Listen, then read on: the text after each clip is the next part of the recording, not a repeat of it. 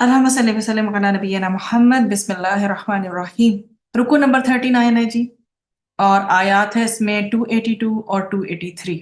ادھار کا معاملہ لکھ لینے کا اس میں حکم دیا گیا ہے۔ کاتب انصاف کے ساتھ لکھے اور لکھنے سے انکار نہ کرے۔ اب اس کے پورشنز ہیں، اس میں جو ٹائٹلز ہیں ایک ہی آیت کے سارے ٹائٹل۔ پہلا کیا ہے؟ ادھار کا معاملہ لکھ لینے کا ہم سب کو حکم دیا گیا ہے۔ دوسری بات ہے کہ کاتب جو لکھنے والا ہے نا، وہ انصاف کے ساتھ لکھے اور لکھنے سے انکار نہ کرے۔ اللہ تعالیٰ نے اگر اسے کاتب کا علم دیا ہے تو اسے انکار نہیں کرنا چاہیے۔ پھر معاہدہ جو ہے انصاف کے ساتھ لکھنا چاہیے، ٹھیک؟ جو لکھنے پر قادر نہ ہو وہ دوسرے سے لکھوا لے۔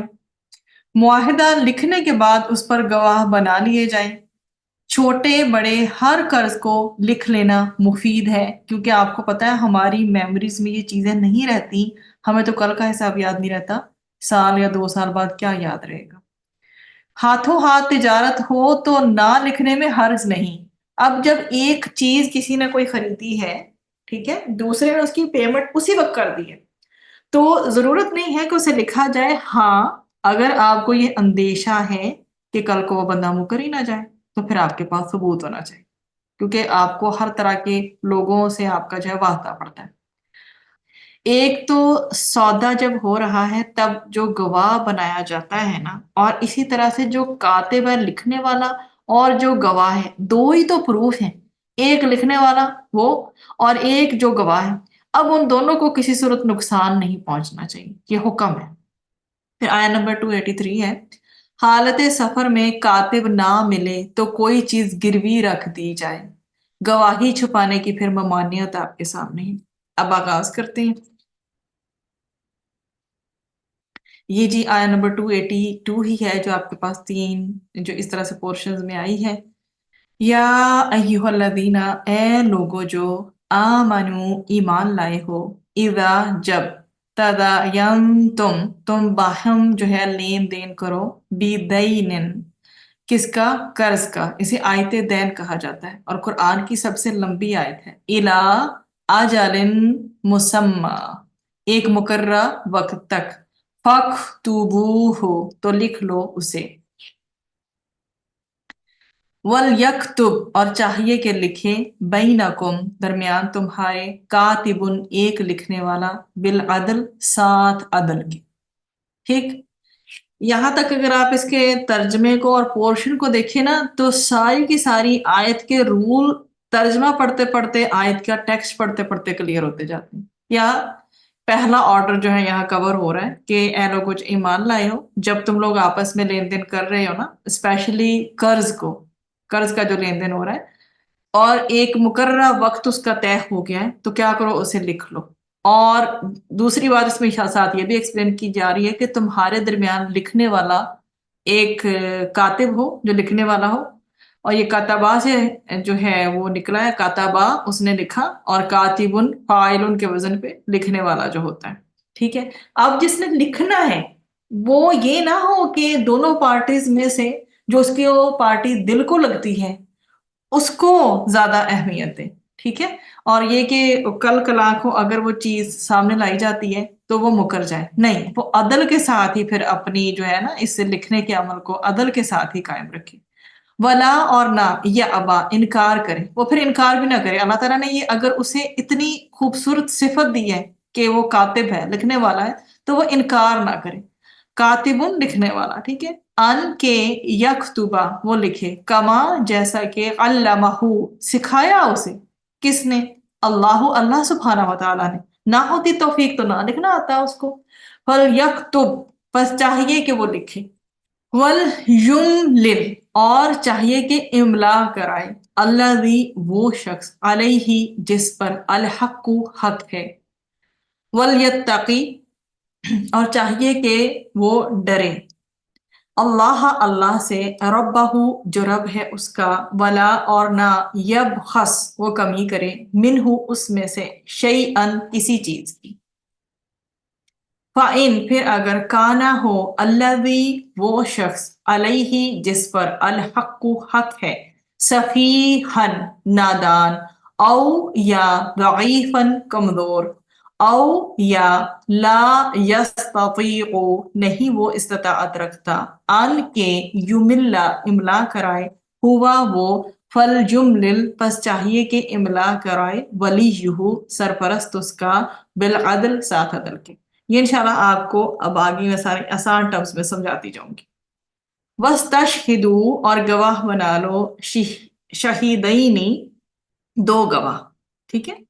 مِن رجالکم اپنے مردوں میں سے. اگر تو میلز ہیں تو دو گواہ جو ہیں اناف ہے.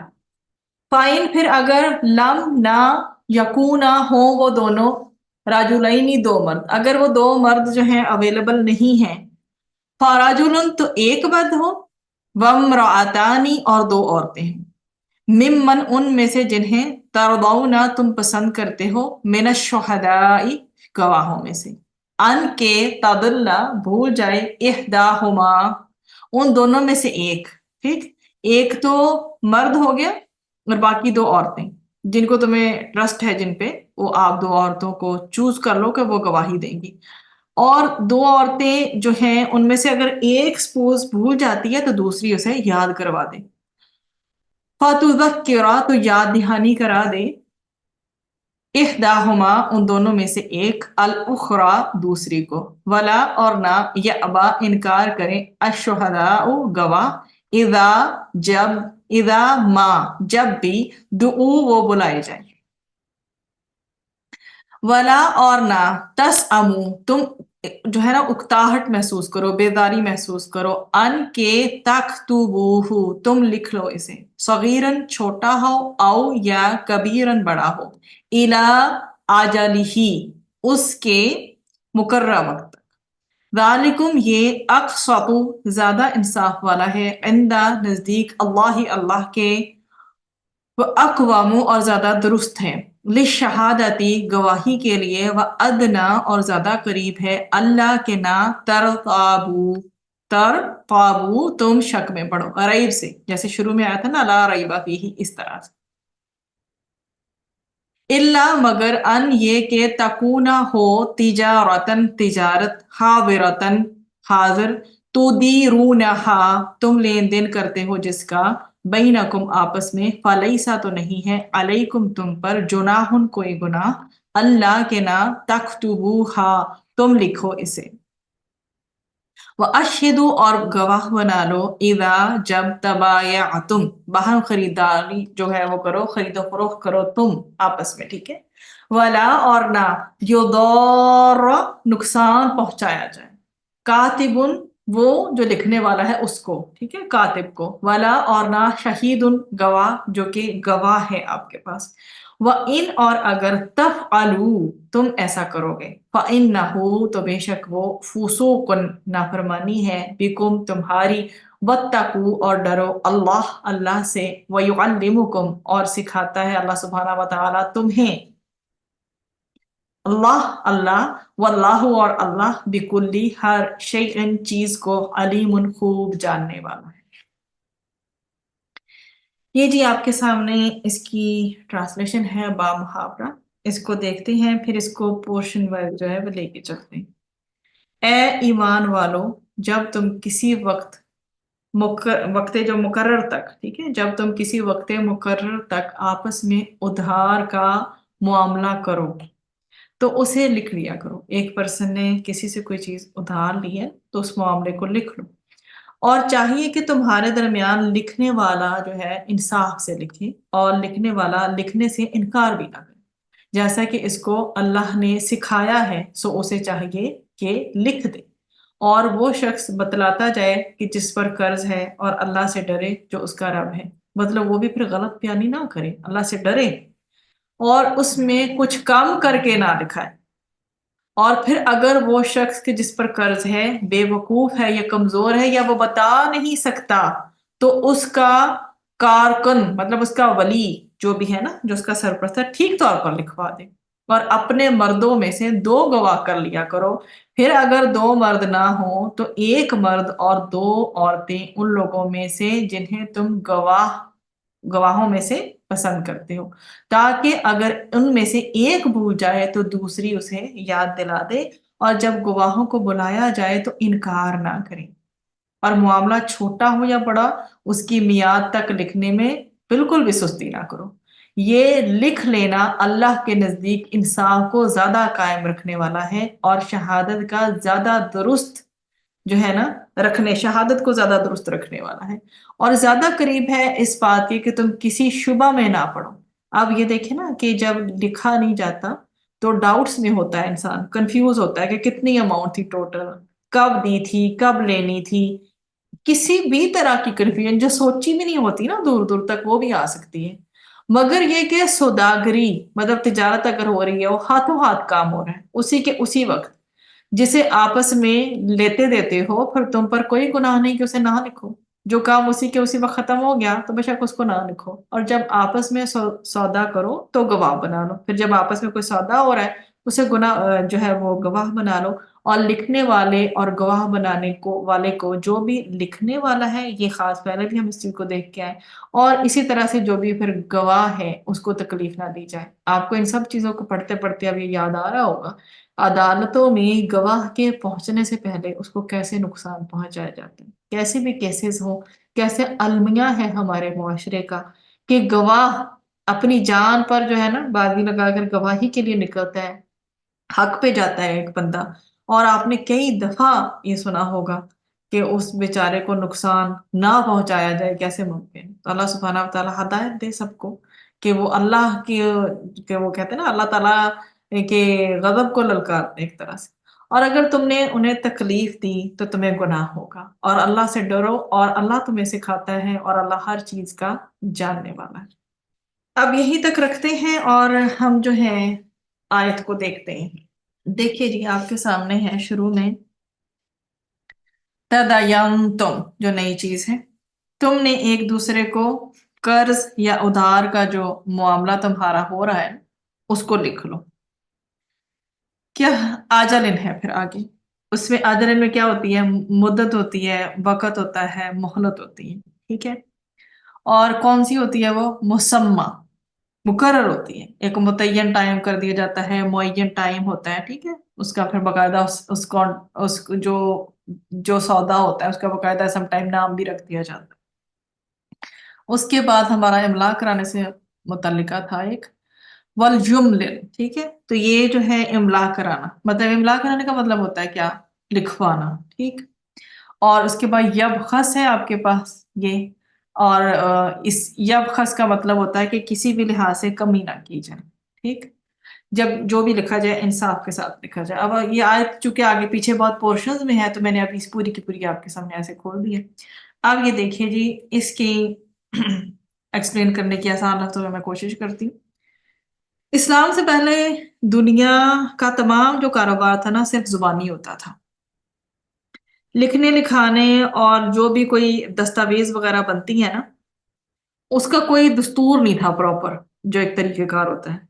تو سب سے پہلے قرآن مجید نے، قرآن کریم نے جس طرف توجہ دلائی ہے وہ یہ ہے کہ جب تم کسی معین مدت کے لیے آپس میں ادھار کا معاملہ کرتے ہو تو اس کو کیا کرو؟ لکھ لیا کرو، تاکہ بھول چوک یا انکار کے وقت یہ تمہاری دستاویز، یہ تمہارے ڈاکیومنٹس کام آئے۔ اس زمانے میں جو لکھنا عام نہیں تھا، اس لیے اس بات کا اندیشہ رہتا تھا کہ لکھنے والا کچھ کا کچھ لکھ دے، ٹھیک ہے، اس لیے لکھنے والے کے لیے بھی ضروری قرار کیا دیا گیا کہ وہ کسی بھی فریق کی، ان دونوں میں سے جب ایک چیز طے ہو رہی ہے، کسی بھی فریق کی طرفداری نہ کرے، کسی کی فیور نہ کرے، اور نہ فانی نفع کے لیے اپنا دائمی نقصان کرے، کہ اس کو مطلوب ہو کہ جی مجھے کسی پارٹی سے کچھ پیسہ وغیرہ ملنا ہے، ایکسٹرا فیورز ملنی ہے تو وہ اس کا ساتھ دے، ایسا نہ کرے، بلکہ ہر صورت میں عدل و انصاف کے جو معاملے کو سامنے رکھے اور عدل و انصاف کے ساتھ لکھے، کیونکہ اللہ سبحانہ و تعالیٰ نے اس کو لکھنے کا ہنر عطا فرمایا ہے، اس لیے اس کا شکرانہ یہ ہے کہ وہ لکھنے سے کبھی بھی انکار نہ کرے۔ پہلی بات تو یہ ہے جی، ہم نے ابھی تک کس چیز کو دیکھا تھا؟ سب سے پہلی بات کہ ڈاکیومنٹس پہلے جو لکھنے کا رواج نہیں تھا، تو قرآن نے جس چیز کو مینلی ایڈریس کیا وہ یہ ہے کہ لکھنے کے اس عمل کو جو ہے وہ کنٹینیو کیا جانا چاہیے۔ ریزن یہ ہے کہ उधार का जो मामला है उसे उसमें भूल चूक ना कोई रह जाए किसी तरह से, ना कोई ऐसा डाउट्स वाला मामला, कंफ्यूजन वाला मामला ना रह जाए। फिर वो जो कातिब है उसने जो भी लिखना है वो अदल और इंसाफ के साथ लिखे, और उसका ये जो लिखने का हुनर है, बेसिकली हम इस चीज को देख रहे थे कि उसके लिए शुक्राने का जो है ये सोर्स है, और वो लिखने से कभी भी इनकार ना करे। अब जो ये दस्तावेज जो है, ये दस्तावेज का जो मजमून है वो शख्स लिखवाए, ठीक है, वो शख्स लिखवाए जिसके जिम्मे जो है वो हक है, यानी जिसने उधार लिया, और वो लिखवाने में जरा बराबर कमी ना करे, और इस बारे में अपने रब से डरता रहे। कभी ऐसा भी होता है आपके सामने, मैं जिस सिनेरियो रखती हूँ कि कर्ज लेने वाला या तो बेअकल होता है या नासमझ होता है, समटाइम्स बहुत बड़ा शख्स भी होता है जिसकी मेमोरी मुतासर हुई हुई होती है आपके सामने, या फिर कभी कभार जो है कोई नाबालिग जो है वो शख्स भी होता है, बच्चा जैसे होता है। इसके अलावा ऐसा हो सकता है कोई गूंगा शख्स हो और उसके हवास भी, सपोज समटाइम कुछ ऐसे लोग होते हैं जिनके हवास दुरुस्त नहीं होते, या कोई दूसरी जुबान बोलने वाला हो, सपोज आपके सामने कभी कभी कुछ कॉन्ट्रैक्ट्स ऐसे होते हैं जो जिसमें जो है ट्रांसलेटर्स चाहिए होते हैं, ठीक है, तो किसी और जुबान में जो है दो लोगों की डील हो रही है, लेकिन एक कोई और जुबान को बोलने वाला, दूसरा कोई और जुबान को बोलने वाला है, तो जिसको कि लिखने वाला नहीं समझता, इसलिए वो जो दस्तावेज लिखवाई जाए ना, लिखवाने पर जो है कुदरत नहीं रखता, तो ऐसी सूरतों में उसका वली जो है फिर वो दस्तावेज बनवाए, ठीक है। जब जुबान का इस तरह से मसला है तो फिर जो है वली जो है ना वो दस्तावेज बनवाए। अब अगली बात ये है इसमें वस्ताशिदु, ये यहाँ तक हमने जो किया अभी तक वो यहाँ तक था। एक तो अदल की बात थी, फिर जो है वो खुद नहीं वो पर्सन लिखवा सकता, उसका वली या उसका सरपरस्त, ये रीजन मैंने आपके सामने रखी। जुबान का मसला आ जाए या फिर उसके कम उम्र होने का, या बाकी ईच एंड एवरीथिंग मैंने आपको डिटेल से पहले थोड़ी सी बता दी। यहाँ तक हमने इस चीज को देख लिया। अब वस्ताशिदु से लेकर हम जाएंगे दुऊ तक, इसके पॉइंट्स को हम देखेंगे, ठीक है। तो अब ये बात है मेनली, पहले मैं इसको जस्ट एक झलक में आपको बता दूं कि यहाँ पर इतने पोर्शन में बात है गवाही की। तो पहला हुक्म क्या, अपने आदमियों में से दो आदमियों को गवाह बना लिया करो, फिर अगर दो मर्द ना मिले तो एक मर्द, और ऐसी दो औरतों को गवाह बना लो जिनको तुम गवाहों में से पसंद करते हो, क्योंकि अगर उनमें से एक भूलेगी तो दूसरी उसको याद दिला देगी, और जब गवाहों को गवाह बनने के लिए बुलाया जाए तो उनको इनकार नहीं करना चाहिए। देख लें कि सुभान अल्लाह कैसी एक एक चीज अल्लाह ताला ने खोल कर बयान की है। पहली बात, अल्लाह ताला ने हर तरह की जो है ना वो ज्यादती का सदेबाग किया है पहले पोर्शन में। दूसरे पोर्शन में अल्लाह ताला ने अगर लिखने वाले से कहा है ना कि तुमने जरूर लिखना है, लिखने से इनकार नहीं करना, दूसरे में फिर ये देख लें गवाही को भी अल्लाह सुब्हानहू व तआला ने कैसा वाजिया कर दिया है कि अगर गवाही के लिए भी बुलाया जा रहा तो इतना आला मर्तबा ये कि इससे इनकार ना करो, ठीक। तो यहाँ पर जो अहम प्रिंसिपल या रूल जो बयान किया जा रहा है, जो उसूल है वो कि दस्तावेज की तहरीर को काफी ना समझो। एक तो पहली बात, पहला हुक्म है दस्तावेज तैयार करवाने का, दूसरा है कि इसको काफी ना समझो, बल्कि इस पर क्या करो, गवाह बना लो, ताकि अगर किसी वक्त कोई बाहमी कोई मामला पेश आ जाए तो अदालत उन गवाहों की गवाही से ये फैसला कर सके कि क्या सही है और क्या गलत। इसमें ये चीज पाई जाती है मुफस्सिरीन या फुकहा के नजदीक के महज तहरीर पर कोई फैसला नहीं किया जा सकता, इसलिए, ठीक है। तो जब तक उस पर कोई शरई शहादत जो है मौजूद ना हो, तो गवाही के लिए फिर अल्लाह सुब्हानहू व तआला ने क्राइटेरिया बता दिया, दो मर्द या एक मर्द और दो औरतों का होना जरूरी है। एक मर्द या सिर्फ दो औरतें आम मामलात की गवाही के लिए काफी नहीं, एक मर्द के बदले दो औरतें मुकर्रर करने की हिकमत ये बताई गई है कि अगर एक औरत गवाही को भूल जाए तो दूसरी उसको याद दिला दे।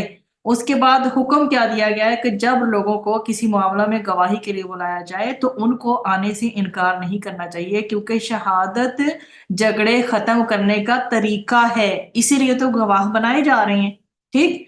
इसीलिए उसको खिदमत समझ कर करना चाहिए, ठीक है, ये एक फर्ज है जिसे वो निभा रहे हैं, तो इसलिए इसको खिदमत समझ कर अदा करना चाहिए। गवाह फिर कौन हो, मुसलमान हो, सच बोलने वाले हों, आदिल हों, मतलब फिका, उनका करेक्टर, बेसिकली जो टर्म्स यूज हुई है ना गवाह के लिए, وہ ایک تو ہے گواہ مسلمان ہو، دوسرا فقہ ہو اور عادل ہو، مطلب ایسے لوگ ہوں کہ جن کے قول پر اعتماد کیا جا سکے، فاسق و فاجر نہ ہوں، ٹھیک ہے؟